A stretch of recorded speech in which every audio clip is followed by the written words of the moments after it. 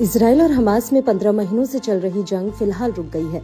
इसके बाद अब आए दिन हमास को लेकर चौंकाने वाले खुलासे हो रहे हैं। दावा है कि हमास ने इजराइल के खिलाफ संघर्ष के दौरान 10,000 से 15,000 नए लड़ाकों की भर्ती की। ये आंकड़े भारी नुकसान सहने के बावजूद हमास की बढ़ती ताकत को दिखाता है।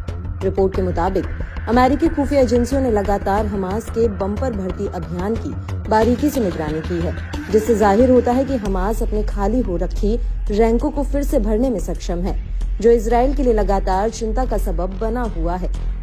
ये खुलासा बाइडेन प्रशासन के अंतिम हफ्तों के दौरान जारी किए गए खुफिया अपडेट से हुआ है। न्यूज एजेंसी रॉयटर्स की भी माने तो हमास ने सफलतापूर्वक अपने सदस्यों की संख्या बढ़ाई है। नए भर्ती अभियान में अधिकतर युवा हैं, जिनमें ट्रेनिंग की भी कमी साफ तौर से झलकती है।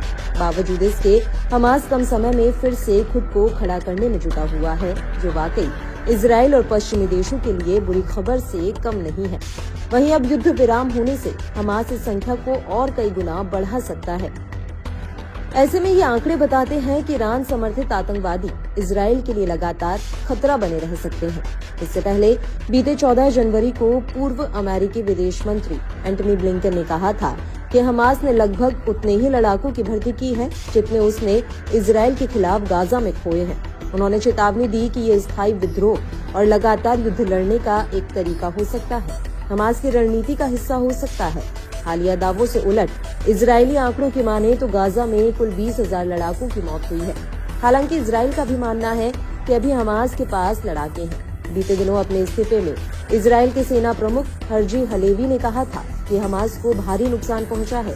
समूह के ज्यादातर सैन्य कमांडर मारे गए हैं, लेकिन साथ ही ये भी कहा कि समूह का सफाया नहीं हुआ है। IDF हमास को खत्म करने के लिए लड़ाई जारी रखेगा। ऐसे में साफ है कि इजराइल हमास युद्ध में हमास को बेशक नुकसान उठाना पड़ा है, मगर इससे उसका हौसला कम नहीं हुआ। ईरान का पूरा समर्थन मिलने से भी हमास कमजोर नहीं हुआ है। वहीं हमास की बंधकों की रिहाई के दौरान के वीडियो पर नजर दौड़ाएं तो देखा जा सकता है कि हमास लड़ाके संख्या बल के हिसाब से बड़ी संख्या में अभी भी मौजूद हैं। लड़ाकों का मुस्तैदी से गाजा में घूमना ये दिखाता है कि इजरायली हमलों का उस पर कोई खास असर नहीं पड़ा है। लड़ाके अभी भी अपने हथियारों से लैस नजर आ रहे हैं। इतना ही नहीं, गाजा के लोगों का भी हमास लड़ाकों को पूरा जन समर्थन मिल रहा है।